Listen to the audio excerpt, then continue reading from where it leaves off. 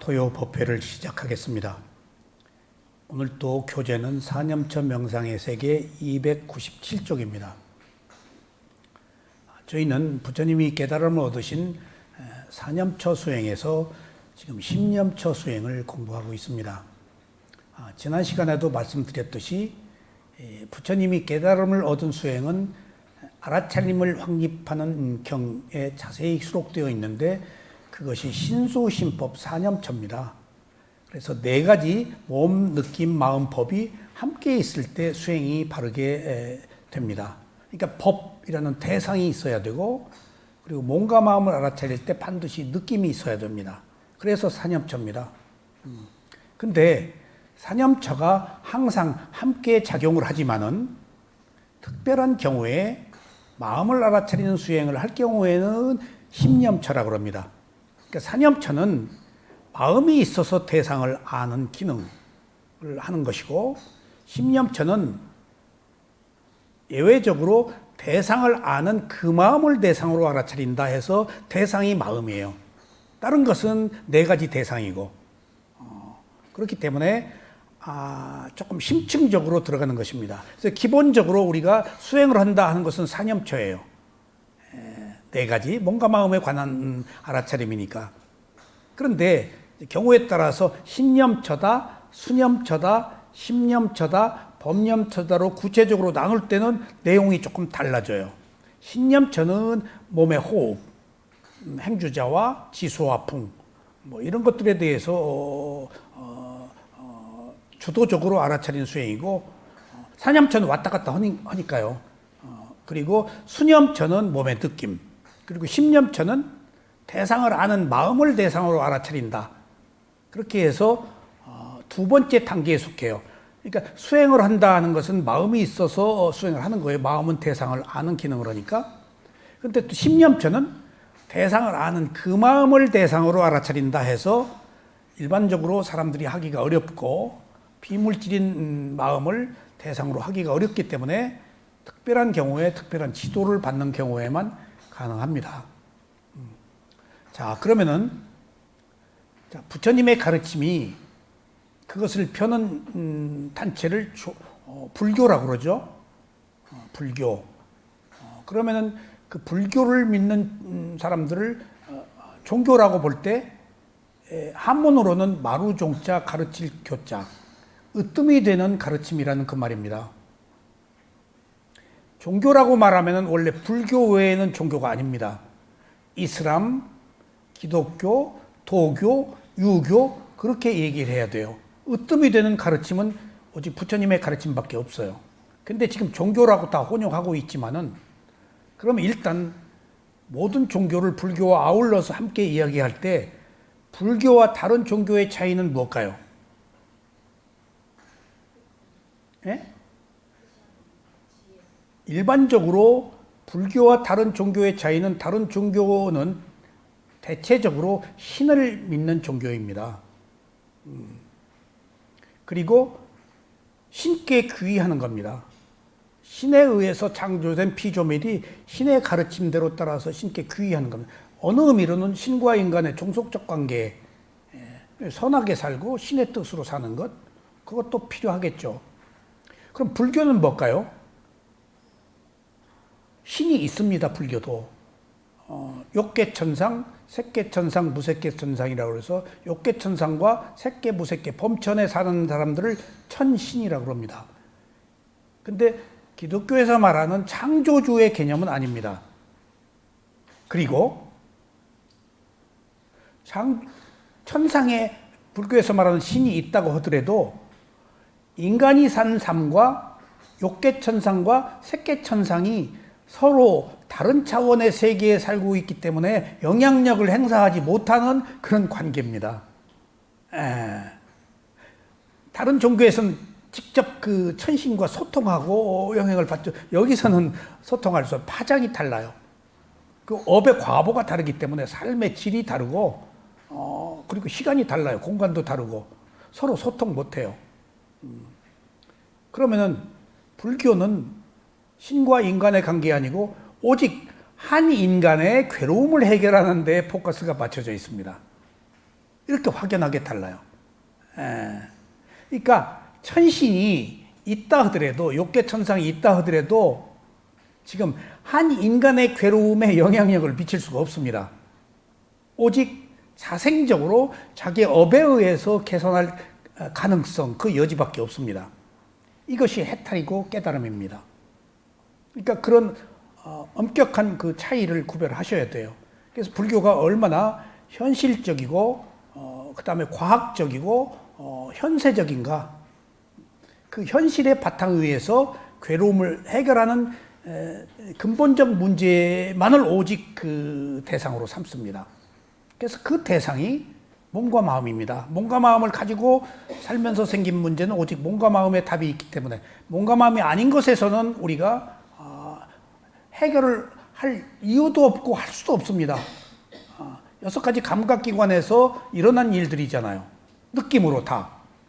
감각기관의 기관의 문에서 알아차리지 못하고서는 번뇌가 들어와서 일어난 문제들 아니에요, 다. 그 장소에서밖에 해결이 안 돼요. 그 장소가 아닌 다른 장소에서 우리들의 문제를 해결할 수가 없어요. 그러니까 불교적 관점입니다. 그래서 그 불교적 관점, 부처님의 가르침이 지금 몇 가지 말씀을 드렸는데, 첫째는 마음은 비물질이다, 물질이 아니다 라고 하셨는데, 마음은 추론적이다.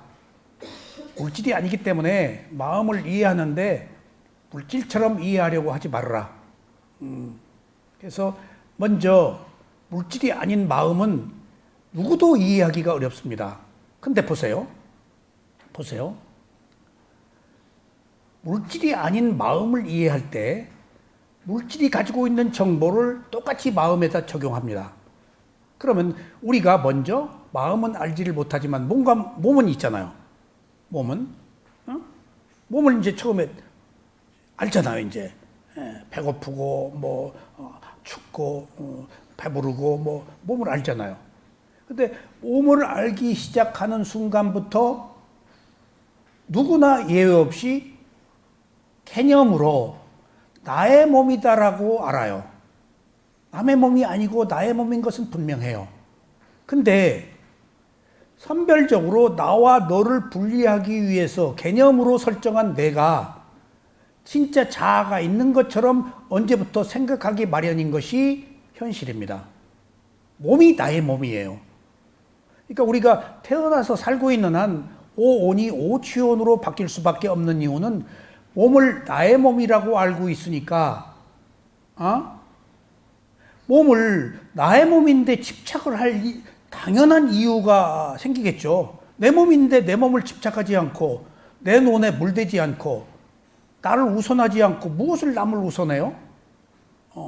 당연한 일이에요. 내 몸이라고 생각하니까 우리가 지금 집착이 생긴 거예요. 그래서 오온이 오취온이 된 거예요. 그러니까 자연스럽게 보이지 않는 비물질도 내 마음이라고 알아버린다고요. 몸 때문에. 그래서 몸과 마음을 분리해야 돼요. 위파사나가 분리잖아요. 그러니까 몸과 마음을 딱 붙여놓고, 정신과 물질을 붙여놓으니까 이미 몸이 내 마음이라고 생각하면 마음도 내 마음이니까 이 단단한 벽을 깰 틈이 없어요. 워낙 견고하게 내 몸, 내 마음이라고 알고 있기 때문에. 그러면 끝이에요. 내 몸, 내 마음이라고 알고 있는 우린 집착을 버릴 수가 없어요. 그래서 그 빈틈을 비집고 뭔가 있는 그대로 보는 힘을 키우기 위해서 정신과 물질을 부처님이 분리한 거예요. 따로 떼놓고 보면 이제 힘이 분산돼서 이제 각계 격파를 하면 조금 이제 그 있는 그대로의 리얼리티 실제가 보이는 거예요.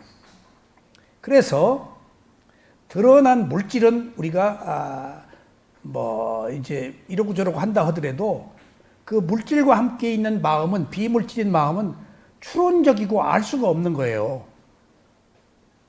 그러니까 알 수가 없는 그 마음을 우리는 더더욱 이해하기가 어렵고 알기가 어려워요. 그 마음이 모든 것을 이끄는데, 모든 것을 이끄는 그 마음을 오리무중 이미 비물질에서 알 수가 없다는 사실이 우리들에게는 영원히 괴로움에서 벗어날 수 없는 어떤 딜레마, 한계에 빠져 있는 거예요. 내 몸이라고 알으니까 내 마음이라고 알아서. 그러니까 이제 지금 그렇다면은 모든 것을 이끄는 마음이 지금 부처님의 가르침의 핵심입니다. 그래서 불교를 심리학이라고도 해요. 그리고 불교는 마음의 물질은 여기서 지금 물질 여기서 안 다루잖아요. 몸에 있는 병 안 다뤄요. 몸은 32가지의 세권 물질의 무더기로 모여서 마음이 이끌어서 함께 가는 것일 뿐이지. 그러니까 여기서 다루는 것은 모든 것을 이끄는 그 마음을 어떻게 개발하느냐. 그래서 바와나 수행을 마음을 개발한다고 그래요. 개발하느냐 하는 것에 불교의 모든 관점이 맞춰져 있습니다. 그래서 그 마음을 개발하기 위해서 내 몸, 내 마음이라고 알고 있기 때문에 그런 것 없이 우선 선입관 없이 내 몸과 마음을 있는 그대로 알아차리는 호흡부터 시작하는 거예요. 나라는 대전제를 옳다 그르다 하기에 앞서 호흡을 보면은 이제 이게 내 호흡이다, 내 호흡이 아니다 라는 관점들이 없어져 버려요. 단지 그것은 물질적 형태예요. 물질적 형태예요. 그러니까 단지 그 물질은 일어나고 사라지는 하나의 현상밖에 없다라고 할 때 거의 자아가 안 붙어요. 그래서 불교에서 가장 핵심적인 부분은 조금 어렵지만은 명사가 아니고 동사로 바꿔야 돼요. 그래서 그 동사로 바꾸는데 결정적으로 작용하는 것이 무상이에요. 몸 있죠? 몸은 명사잖아요. 몸은 일어나고 사라진다 하는 것은 무상이잖아요. 그럼 동사예요. 몸은 실체가 있는 것처럼 느껴져요. 내 몸, 나의 몸. 근데 몸이 일어나고 사라진다 하면 동사로 바뀌어요. 형태가 없어져 버리는 거예요. 생멸하니까. 그래서 불교에서는 존재를 인정하지 않아요.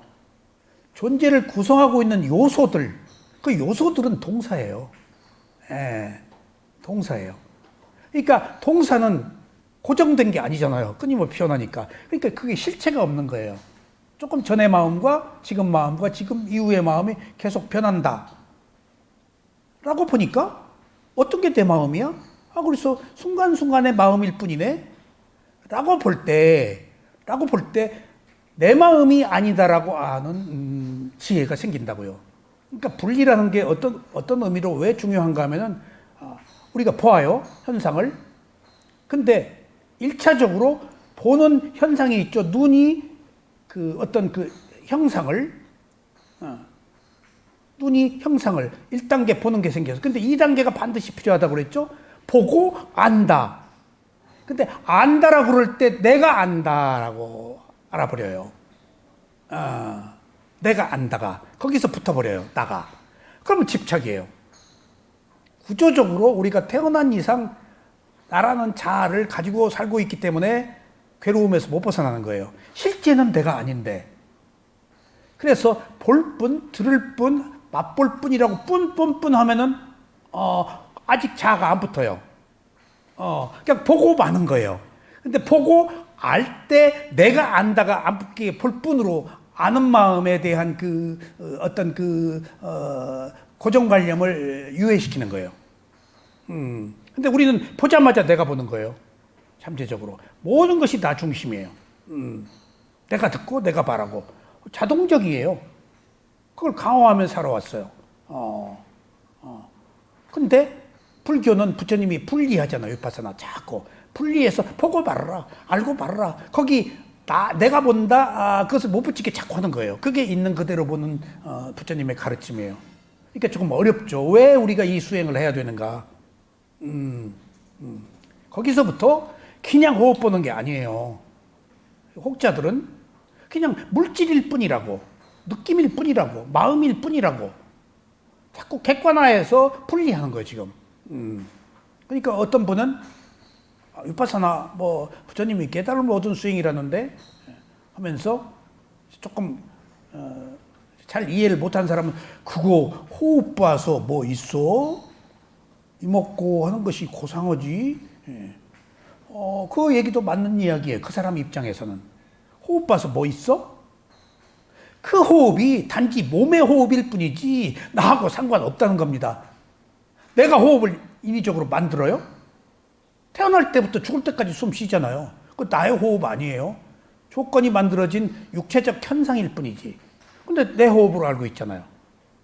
느낌이 내 마음대로 돼요?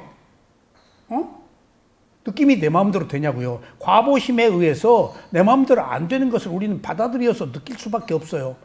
근데 우리는 내 의지대로 되지 않는 느낌을 느끼고 나의 느낌이라고 또 착각하고 차별을 일으키는 거예요.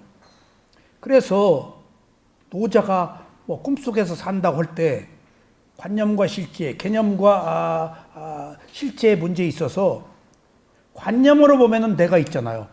근데 실제로 보면 내가 없어요. 그러면 우리가 세속을 사는 우리들의 입장에서 내가 있다라고 생각하는 것은 없는 내를 만들어서 살고 있기 때문에 꿈속에서 사는 거예요. 노자가 한 얘기가 그거예요. 관념과 실제가 그거예요. 꿈속에서 실제가 아닌 내가 있다라고 생각하고 사는 거예요. 그러니까 그 꿈을 자꾸 부처님이 현실로 돌아와서 몸과 마음을 알아차려서 이게 네 호흡이 아니다. 조건에 의해서 일어나고 사라지는 연속적, 연기적 흐름에 의한 호흡이지 내가 호흡 마음대로 할 수 있어요? 근데 내 호흡이라고 알고 있다. 이거 착각이다. 라는 매우 객관적 진실을 알기 위해서 무수한 세월을 허구한 날 호흡이라도 포기하는 거예요. 그런 자각이 오랫동안 집중이 된 상태에서 어느 순간에 이거 봐라. 호흡은 나의 의도와 상관없이 일어나고 사라지는 생명력이네. 그걸 알면 그냥 호흡일 뿐이지, 물질일 뿐이지, 느낌일 뿐이지, 마음일 뿐이지 이것을 나의 마음이라고 연계시키진 않는 거예요. 분리를 하기 위해서 지금 우리가 이 수행을 하는 거예요. 특히 마음은 모든 것을 이끌기 때문에 그 마음을 이해하기 위해서 지금 다 네 가지가 다 포함되어 있지만은 지금 여기서는 심념처 수행이니까 마음에 대한 이야기를 구체적으로 얘기를 하자면은 지금 지난 시간부터 마음은 매 순간 변한다 라는 것이거든요. 그러니까 이제 아까 얘기했죠. 마음은 있어요. 마음은 명사예요. 근데 매 순간 변해. 그럼 동사예요. 명사는 실체가 있어요. 주인공 참나가 있어요. 변한다, 무상하다에는 실체가 없어요. 조금 있다 변하니까. 그래서 위파사나 수행이 무상을 보는 수행이다라는 이유가 무상 자체가 깨달음이니까, 존재의 특성이니까. 그런 의미에서 똑같지 않다. 변한다가 실체가 없고 무화를 알게 하는 거예요. 지금 마지막에 무화로 가기 위해서 무상하다고 보는 거예요. 또 사실이고 똑같은 건 하나도 없고, 우주는 진동하는데 진동이 무상이에요. 변하지 않는 게 없어요. 하나 있다고 그랬죠? 변하지 않는 게. 나는 옛날에 모택동 사상 고려대학교에서 쓴 책이에요. 모택동 사상에. 근데 저희 집에 어떤 학생 운동이 활발한 시기에 제가 아주 가까운 사람이 큰 사건을 일으키고 잠적했는데, 그 부모 방에, 이제 그 사랑 방에 그 관계 요원이 늘 있었던가 봐요. 그러니까 이제 뭐 신문 나고 이제 다 주고 가가지고 이제 막 근심 걱정하고 있는데 이놈의 인간이 이와야 되다니다가 운동하다가 행방됐는데 막 북한으로 갔다 뭐 온갖, 그러니까 막 크게 이슈 됐는데 부모들이 혹시 주인의 집 갔는가? 종적을 할 수가 없으니까 내가 그 집에서 하숙했었거든요. 그러니까 딱 그 얘기를 듣고 그 이튿날 준이가 누구냐? 이렇게다. 우리 집에 들에 닥쳐서 내 책 다 보고 거기 모택동 사상 하나 근데 고려대학교 출판사에서 나오는데 그 모택동 사상에 변한다는 것은 변하지 않는다라는 말이 있더라고요. 모택동이가 어떻게 무상을 우스개 얘기입니다만은 거기서 내가 그 모택동이 한 얘기인 줄 알았더니 아니에요. 그러니까 변한다는 사실은 변하지 않는다가 우주는 변한다. 그게 진동이에요. 변하지 않는 게 없어요. 그게 변해야 쇠퇴해요. 변해야 실체가 없어요. 그러니까 하느님은 변하면 안 돼요. 그런 차원에서 어떤 초자연적인 현상은 변한다는 차원을 뛰어넘은 거라서 그게 그 진실은 아니에요. 그러니까 그건 추론으로 생각하는 거예요. 그게 뭐가 누가 있다? 실제로는 변한다 그러면 또 그거 어떤 권위가 안 서겠지, 창조주가. 근데 이 세상에 변하지 않는 게 없기 때문에 창조주도 변해야 오라. 그런 의미에서 관념과 실제라는 것이 나중에 올라가면은 모순으로 존립할 수가 없는 문제들이 생겨요. 자, 그래서 그런 의미에서 변한다라는 것은 실체가 없다. 이기 때문에 변하지 않으면 못 바꿔요, 우리가. 원죄라서. 아셨어요? 변하기 때문에 바꿀 수 있는 거예요. 그러니까 변해서 우리가 있는 것들이 무너지고 사라지고 해서 괴로움도 생기지만은 변해서 우리가 소멸도 시킬 수가 있는 거예요. 그러니까 그걸 무상을 기회로 이용해야 되는 거예요, 우리가. 항상하다 변하지 않는 것은 우리는 창조주의 피조물에 영원히 그 원죄에 묶여서 꼼짝 못하고 살아야 돼요. 이거 지금 뭐 손막히는 일이에요. 근데 변한다? 실체가 없다? 라고 뭐 얼마든지 우리가 바꿀 수 있잖아요. 그러니까 부정적인 쪽으로 무상을 생각하지 말고 긍정적인 쪽으로, 그러니까 그 탐진치로 우리가 볼 때에는 뭐든지 움켜쥐고 만들고 키우고 하는 것이지만은, 부처님의 가르침은 키우고 만들고 행위를 하는 모든 것들이 괴로움의 근본이니까 여기서는 자꾸 탐진치를 소멸시키는 쪽이거든요.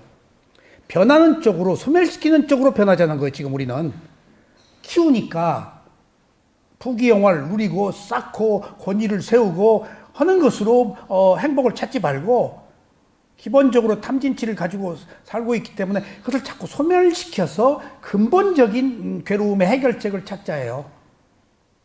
그러니까 지금 무상이 우리들에게 괴로움이 아니고 최고의 기쁨인 거예요. 변하니까 내가 지금 바뀔 가능성, 마음을 개발할 가능성이 있는 거예요. 그런 의미에서 무상에 대한 부정적인 시각은 버려야 돼요. 기존에 잘 가지고 있는 입장에서 무상을 부정적으로 보는 것이지, 있는 그대로의 진실에서는 무상같이 좋은 기회가 없어요. 여러분들 과거에 우리 모르고 살았잖아요. 그땐 몰랐다고요. 근데 지금은 알았잖아요. 그럼 바꾸면 되는 거예요. 근데 우리는 과거의 원죄에서 벗어나서 한 번 잘못한 거 가지고 일생을 그냥 후회와 괴로움에 매여서 살아야 되잖아요. 보통의 사회에서는 그게 나의 행위라고 생각해서 괴로움 속에서 못 벗어나지만은, 부처님은 그게 내가 아니다, 그 순간의 마음이다 라고 하면은 그 순간 해결이 돼버리는 거예요. 그 순간에 행위를 한 마음은 있어요. 그러면 행위를 한 마음이 과보를 받죠. 근데 반드시 그 뒤에 결과가 와요. 행위를 한 자가 없으면 과보를 받는 자도 없어요. 근데 과보는 여기 있어요. 내가 있다고 생각하면 과보를 받아요. 근데 내가 지혜로 그 순간에 행위를 한 과보가 지금 이 순간에 행위가 이 순간에 과보로 왔어. 행위를 한 자도 없으니까 받을 나도 없네? 라고 내가 판단하면은 불행이 와도 고통이 와도 그게 내가 아닌데 세상에 이거보다 더 좋은 출구가 있을까요? 이게 해탈이에요. 그래서 우리가 마음에서 그 해답을 찾아야 되는데, 오늘 여기서 말씀드리는 그 해답은, 그 마음은 매 순간 일어나고 사라진다, 변한다, 무상하다. 12연기 자체가 무상이고 존재하는 모든 것들이 다 무상 속에 다 포함되어 있어요. 그러니까 보세요. 환난병고다, 부귀영화다가 상대적인 거죠. 부귀영화가 무상해요, 안 해요? 환난병고가 무상해야 안 해요? 부귀영화, 환난병고, 옳고 그름, 선악이 아무 의미가 없어요. 무상한데, 선도 무상하고 악도 무상한데, 그러니 세상에 무상 앞에 뭐가 내가 최고라고 드러내고 맞설 과연 그런 어떤 형태, 존재, 그런 진리가 있을까요? 없다고요. 우리가 그래서 무상이 필요한 거예요. 무상의 가장 하이라이트가 마음이 무상하다는 거예요. 그래서 내 마음이 아니라는 거예요. 순간순간의 마음의 연속이지. 그러니까 이걸 이해하기 위해서 우리가 마음본 수행을 해야 되는 거예요. 조금 전에 지금 자꾸 마음이 여기서 저기 가면서 몇 번 변덕을 떨잖아요. 그때 이것이 무상이구나. 이게 내 마음이 아니구나. 그렇게 보세요, 여러분들. 이거 나는 더러워. 나는 어째. 라고 하지 말고 이게 내 마음이야? 어느 게 내 마음이야? 덧없네. 무상하네. 라고 제3의 시각을 갖자고요. 객관적 시각. 내가 아닌. 내 마음이 아닌. 그래서 오늘 또 지난 시간에 이어서 마음은 매 순간 변한다. 무상하다를 계속 공부하시겠습니다. 마음은 297쪽 그 아래쪽이에요. 마음은 일어났다가 사라지는 것으로 그치지 않고 사라지면서 다음 마음을 조건 지우고 사라집니다. 조건이 원인과 결과예요. 원인과 결과, 조건, 인과응보, 과보, 상속, 흐름, 지속은 윤회인데 똑같은 말이에요. 윤회, 원인과 결과, 흐름, 상속, 그 다음에 굴레, 왔다. 회전, 굴레, 똑같은 말이 다 다양하게 써요. 그러니까 일어났다 사라져. 신비해요. 신비해요. 일어났다 사라져. 그럼 조금 전의 마음과 그 이후의 마음은 달라. 근데 정보가 전해주고 사라진다는 것이 신비해요. 일어났다 사라지고 말질 않아요. 그러니까 이걸 지난 시간에도 말씀드렸지만 저는 DNA, 정보, 가속도, 나는 가속도라고 해요. 어떤 그 흘러가는 힘. 그러니까 눈덩이가 굴러가면서 점점 쌓이잖아요.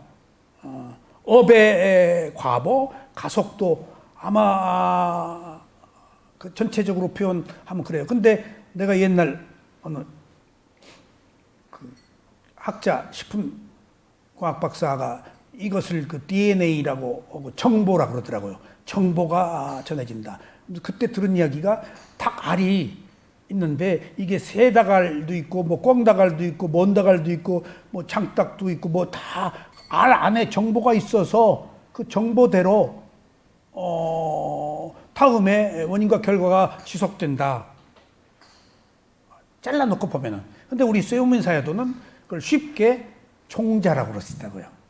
마음의 총자. 그러니까 신운, 씨앗이야. 총자라고 그래서 내가 마음의 종자가 있다라고 그래서 그걸 굉장히 그 주의 깊게 들었어요. 마음은 일어났다 사라지는데 종자가 다음 마음에 전해준다. 이게 원인과 결과 이것을 조건 지어졌다 그래요. 그러니까 어떤 원인을 만드냐에 따라서 어떤 결과가 있단 말이에요. 이게 콩 심은데 콩 난다는 얘기예요.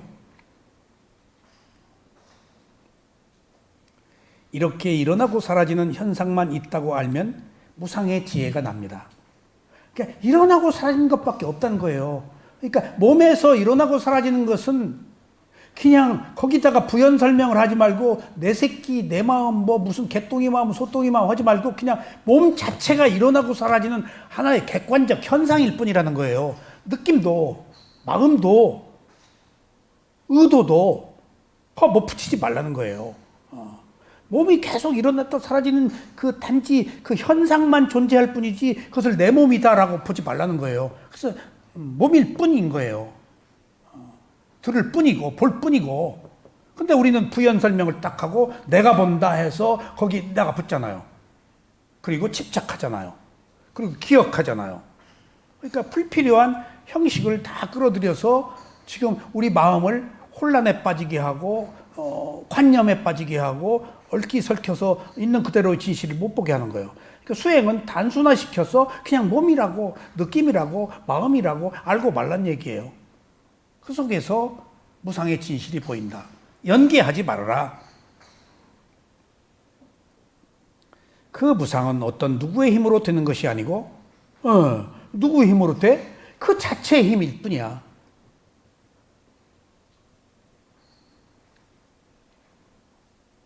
원인과 결과에 의한 것입니다. 정보에 의한 것입니다. 마음의 종자에 의한 것입니다. 누구의 힘이 아니야. 근데 나는 힘을 거기다 쓴다고 내 것이라고 개입시켜. 그러니까 우리가 괴로운 거야. 그것은 그것대로 원인과 결과가 흘러가는데 나는 그 물줄기 그려서 내 뜻대로 하려고 자꾸 하니까 마찰이 일어나잖아. 내 마음대로 안 되잖아. 원인과 결과의 흐름에서 내 그 개인적 의견을 집어넣어서 내 남편을, 내 새끼를, 우리 동네 이웃집 아주머니를, 아저씨를 내 마음대로 하려고 그러잖아 지금. 응? 연청같이. 그냥 놔도 그 사람 마음이야.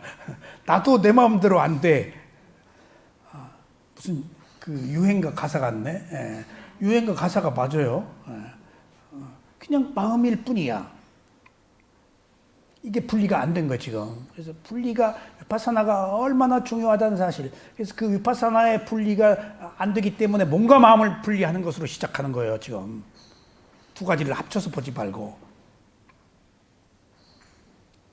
이렇게 알아야 무아를 알 수가 있습니다.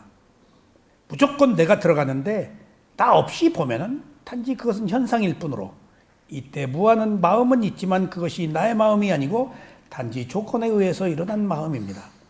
바로 이것을 아는 것이 무아를 아는 것입니다. 마음은 있지만은 순간순간에 조건에 의해서 흐르는 연속적인 마음일 뿐이지 그 마음이 나의 마음이 아니어서 내 뜻대로 되지는 않는다. 단지 대상을 알고만 있을 뿐이다. 그리고 그 마음도 일어나고 사라지면서 변화의 흐름 속에서 그 마음의 속성, 흐름의 속성을 따라가고 있을 뿐이야. 어떻게 못해. 그 마음도 흘러가고 있는 것 속에서 그냥 흘러가고 있을 뿐이야. 여기서 중요한 사실이 있어요. 우리가 대상의 성품을 알아야 된다고 하는 이유는, 보세요. 원래 마음이라는 것은 내 마음대로 되지 않고 속성대로 흘러가고 일어나고 사라지는 것이라고 마음을 알면은, 마음을 알았어 확실히. 있는 그대로 보니까 마음은 원래 그런 것이야. 이게 우리가 알아야 되는 이유, 사물의 이치가 나야 되는 이유, 원래 마음은 그런 것이야 라고 인정하면은 그 마음을 내 마음대로 하려고 하지 않고 그 마음이 가지고 있는 속성을 존중한다는 얘기예요. 그러면 내 탐진치가 없어져요 그 순간. 이유가 거기 있어요. 원래 그런 것이야 라고 하는데 어떡할 거예요? 제가 아무도 안 만나고 살다가 문득 죽기 전에 무수히 만나봤어. 무수히 새로운 것을 경험해봤어. 똑같아. 사람의 애증, 이별, 얼마 동안의 인연, 때가 되면 헤어지고 그 안에 온갖 분리에 또 좋았을 땐 좋고 나중에는 뻔해. 결국 자기 이익을 찾아서 다 떠나기 마련이고 어차피 또 죽어서 떠나야 되고. 그러니까 그 뻔한 공식을 이해하지 못하면 새로운 것이 있는 걸 계속 찾았는데, 제가 너무 많은 일들을 하고 보니까 이것도 어떤 기승전결이 똑같아. 그러니까 새로운 것을 특별한 경우에 그거 해봤자 뻔해. 그러니까 불필요한 관심, 호기심이 줄어들었어. 해봐야 뻔하니까.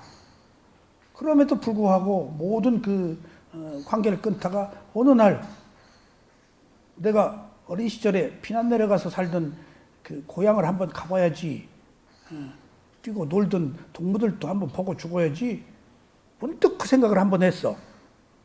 근데 여지껏 그것을 실천하지 못한 이유는 만나보면은 세속이에요. 갈등이 생겨요.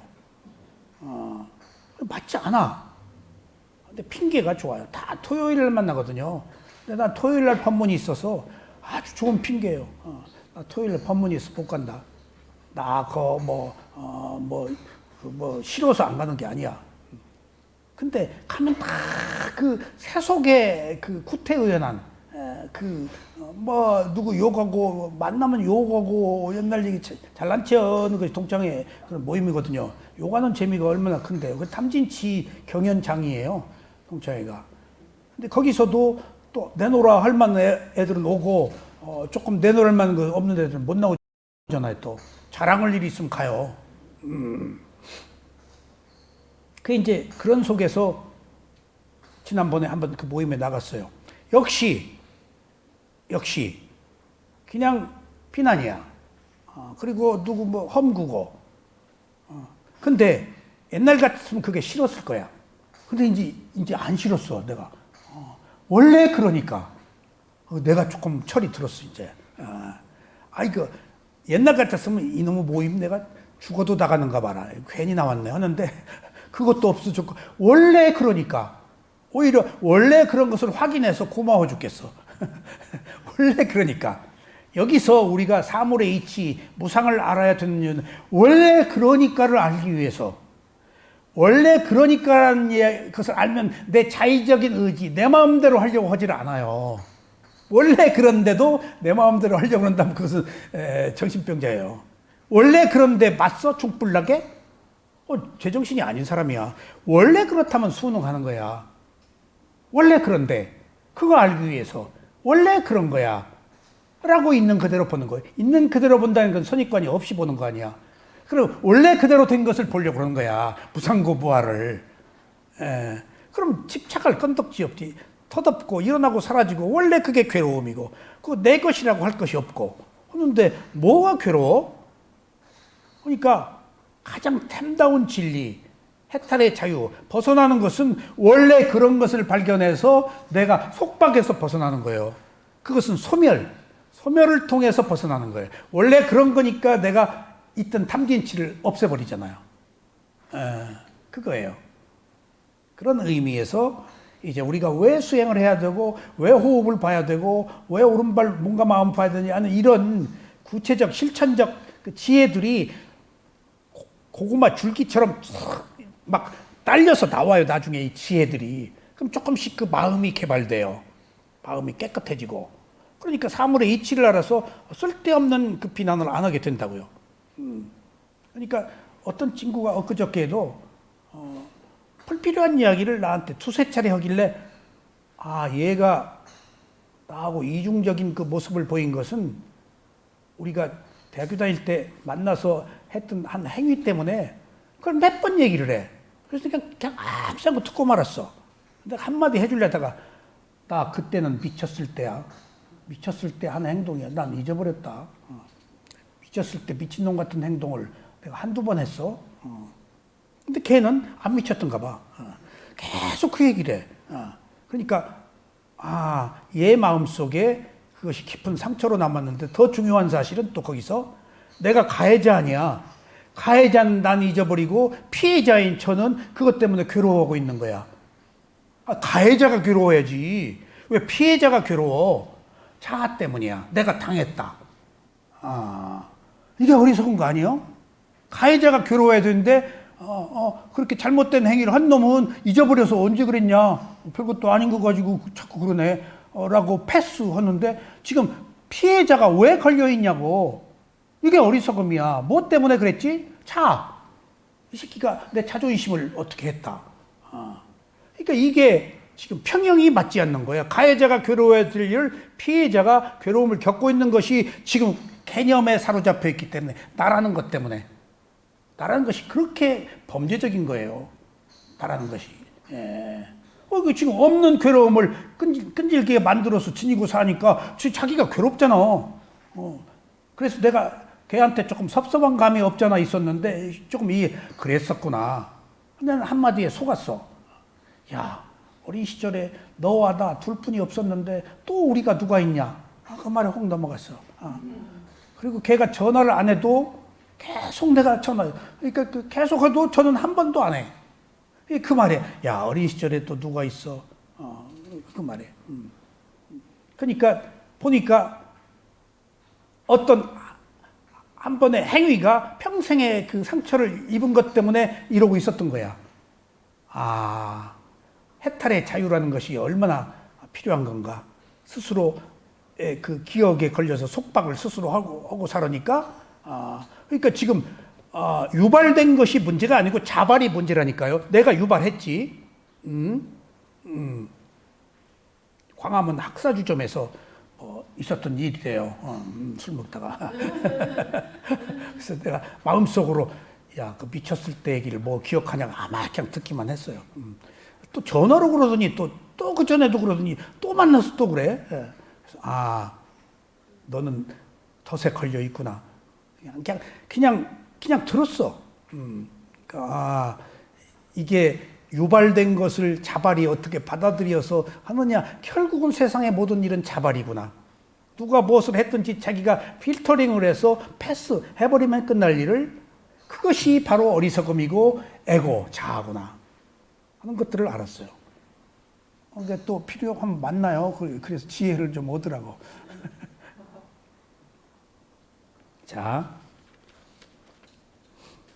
그래서 이것이 무아를 아는 것입니다. 이렇게 알아야 영원한 것은 없다는 것을 알고 거기에 자아가 없다는 것을 알아서 집착이 끊어져서 해탈의 자유를 얻습니다. 마음은 보이지 않기 때문에 보통은 항상하는 마음으로 알기 쉽습니다. 이게 힌두교 교리죠. 아트만. 그래서 여기서 항상하다라는 이야기는 무상하다라는 것과 대치되는데, 항상하다가 모양 상자, 모양이 똑같지 않다 하는 것은 힌두교 신을 믿기 때문에 무상하면 안 돼요. 그래서 그걸 아트만이라고 그래요. 그래서 불교 교리가 재생이 환생으로 바뀐 것, 무아가 자아, 참나, 주인공으로 바뀐 것은 힌두교 사상의 아트만, 항상하다. 그러니까 정 그 반대의 얘기 있죠? 한데도 지금 무아도 있고, 주인공도 있고, 항상도 있고, 뭣도 있고, 무상도 있고, 같이 동거하고 있어요, 지금. 사상적으로. 그래서 늘 말씀드리지만은, 무아의 문으로 들어가서, 진화의 문에 이른다라는 얘기를 듣고, 저거 멋있게 만들어냈다. 근데, 아이고, 거꾸로 말했으면 좋았을걸 하는 아쉬움이 있었어. 마지막에는 무아해야 돼. 진화는 깨달음이 없어. 아이고, 저걸 좀 바꿨으면. 그 얘기 좀 해줘, 그분한테. 마음은 보이지 않기 때문에 보통 항상하는 마음으로 알기 쉽습니다. 그래서 마음을 나의 마음이라고 압니다.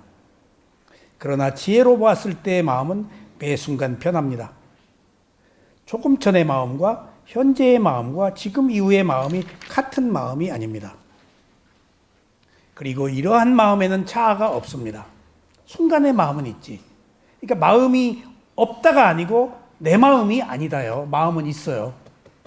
근데 그것을 내가 소유하거나 내 마음대로 되는 그런 마음은 아니다. 조건에 따라서 연속적으로 흐르는 그런 어떤 그 윤회하는 마음, 상속되는 마음, 원인과 결과의 마음만 있다. 라고 보아야 무상하기 때문에 새로 만들 수 있잖아요. 바꿀 수 있잖아요. 항상은 못 바꾸는데, 그러면 새로운 원인을 만들어서 과거의 습관적인 마음이 아닌 새로운 조건에 새로운 결과를 우리가 얻을 수 있다는 것이 우리가 위파사나 수행이에요. 자꾸 깨끗한 마음, 청정한 마음을 만들어서 탐진치가 아닌, 오염된 마음이 아닌 상태로서 뭔가 마음을 청정하기 위해서 괴로움을 지금 소멸시키는 겁니다. 이러한 마음에 대한 분석은 수행을 해서 최고의 지혜가 났을 때라야 비로소 바르게 알 수 있습니다.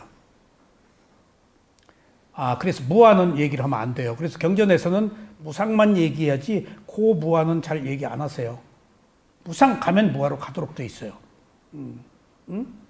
그래서 무상 고무아가 같은 지혜의 끈으로 연결돼 있어요. 무상에서 괴롭고 괴로움이 해결 안 되어서 무아로 가는 일련의 과정이 있어요. 그러니까 무상만 얘기하세요.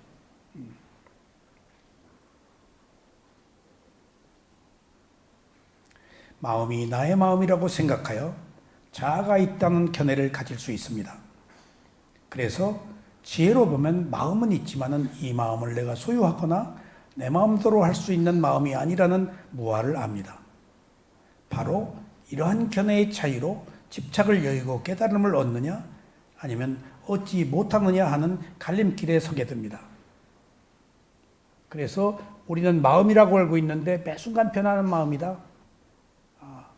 그리고 나중에 조금 전의 마음이, 나중에 새로 생긴 마음이 조금 전에 있는 마음을 계속 보면 돼.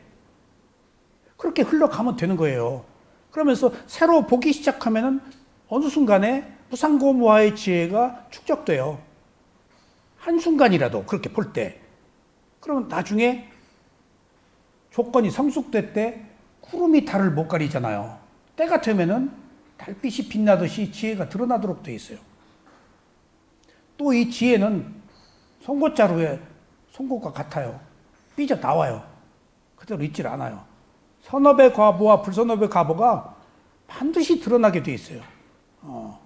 그런 것처럼 우리가 할 일은 모든 것들은 변한다는 무상 앞에, 덧없음 앞에 나의 집착을 그냥 현재를 알아차리는 마음으로 대치시켜야 돼요. 대치시켜야 돼요. 그리고 우리가 바라는 것들이 관용이 있는지 관용이 없는지 이런 것도 매우 중요해요. 알아차림이 있을 땐 관용이 있어요. 이해하고 받아들이고 용서하고 그래야 돼요. 그래서 제가 운전을 하면서 주위 집 가는 길목에 병목 현상이 생길 때 차들이 꽉 거기서 막 여기서 끼어들고 저기서 끼어들고 난 기회다 하고 공덕사를 기회다 하고 텀을 두어요. 텀을 두는데 안 들어오고 저 앞에 가서 새치기 하려고 그럼에도 불구하고 싹 하면 순간적으로 부하가 탁 치면 저건 또 저 사람의 습성이네. 온 기회를 또 마다하고 앞에 가서 새치기 하려고 저 사람의 습성이네. 그리고 딱 들어와. 그 순간에 마음이 무수하게 변하는 거 봐. 들어왔다가 깜빡 이제 고맙다는 시그널 아니야. 어떤 사람은 그렇게 텀을 두고도 싹 하면 안 깜빡거리고 그냥 가. 저 사람은 좀 인색하네 하고 확 분심이 좀 일어났다고도 그 사람 마음이요. 그 짧은 순간에 내가 양보를 하고 공덕을 쌓는 순간에도 계속 미세한 마음이 교차해. 그걸 다 봐요. 이게 거듭 봐. 그리고 봐서 그 마음을 이해하는데 나중에 똑같은 마음이 또 일어나. 이 새끼 인사도 안 하고 꺼지네. 그러니까 내가 봐서 본다고 하는 것들이 보아서 성숙된 게 아니고 내가 쌓아온 자아가 얼마나 두껍게, 그러니까 내가 양보했다는 과실을 가지고 있는 거예요 지금. 있는 그대로 양보한 거 아니요. 그러니까 또 내 마음의 갈등을 또 보면서 또 피식 웃고 누가 또 빵빵거려. 그래서 그냥 텀을 두었어. 한 대여섯 대를 내가 끼어들게 해서 그 뒷차가 빵빵거려. 그래서 기분이 팍 상하더라고. 그래서 그냥 그래서 당신 어머니 돌아가셔서 지금 급하구나 당신. 빨리 가라고. 내가 끼워주는 것을 내 마음인데 지 마음은 용납이 안 되는 거야. 빨리 붙으라는 거야 앞에. 그건 네 마음이요. 네 마음이요. 그런 그 작은 순간에 묘한 갈등들을 느끼면서 제가 또 재밌어. 내 마음을 보기 때문에. 그리고 거기서 남의 마음도 봤잖아. 그러니까 이런 상호적인 마음 속에서 우리가 모든 것을 다 알면은 원래 사람의 마음이 그런 거야. 내 마음이 그렇기 때문에. 라고 보면은 내 마음이 그렇게 변덕을 떨고 이해에 얽혀 있단 말이에요 지금. 그렇다고 하면은 남이 무언가 행위를 했을 때도 내 마음처럼 내 마음과 똑같이 그 사람 마음도 이런 이해가 있구나 라고 하면은 내가 상대편의 마음을 받아들일 수 있지. 예. 관용이 없는 것은 웬만하면 하지 말자고요. 나여야 된다. 꼭 내 견해여야 된다. 이것은 관용이 없는 거거든요. 꼭 승리를 해야 된다. 내가 우월해야 된다. 이것은 공존하지 않는 거예요. 각자의 업이 다르기 때문에 낱낱의 향기가 다 빛을 발할 수 있도록 그 장을 펴야 돼요. 누가 뭐라고 하면 그 사람 일로. 원래 그런 거니까 마음이. 그 사람의 축적된 성향은 그런 거니까. 그렇게 이해하고 받아들일 때 어떤 상호적 그 관계가 좀 증진될 수 있지. 사사건건 옳고 그름을 따지면은 오히려 악화되죠. 어떤 유발이 있더라도 결국은 자발이에요. 내 마음에는. 그게 우리가 있는 그대로 알아차리는 수행이에요. 어떻게 내가 필터링 할 것이냐, 어떻게 받아들여서 이해할 것이냐, 누가 뭐라고 하든지. 그러니까 항상 첨예한 문제 속에서 내 마음은 어떤 상태를 유지할 것이냐 앞에서 무상을 이해해야 되고 고이해야 되고 무아를 이해해야 되고 거기에 하나 덧붙이자면은 지금 이게 내가 관용이 있는가, 자애가 있는가 보면은 그것이 나를 유익하게 하고 나를 이롭게 하는 거거든요. 그러니까 이렇게 하는 길을 실천하는 것이 우리들의 삶이에요. 근데 자아가 있으면 그걸 틀어버려요. 그러니까 우리가 자아 때문에 지금 우리가 밥을 먹고 살지만은 결국은 나를 괴롭히는 것이 그 자아라는 사실, 내 마음이라는 사실, 내 몸이라는 사실, 그것이 어리석음의 첫 번째입니다. 그래서 그 잘못된 견해 중에 첫 번째가 유신견, 몸이 나의 몸이고 유심견, 마음이 나의 마음이라는 견해예요. 유신과 유심은 있죠? 몸은 있죠? 마음은 있죠? 견이 붙으면은 나의 몸이다, 나의 마음이다 붙어서 그건 잘못된 견해다가 부처님 가르침의 핵심입니다. 모든 우리들의 괴로움은 내 몸, 내 마음이라는 데서부터 비롯됐습니다. 내 몸, 내 마음이라고 아니면은 기꺼이 우리는 양보할 수 있어요. 받아들일 수 있어요. 손해볼 수 있어요. 아셨죠? 오늘 여기까지 말씀드리겠습니다.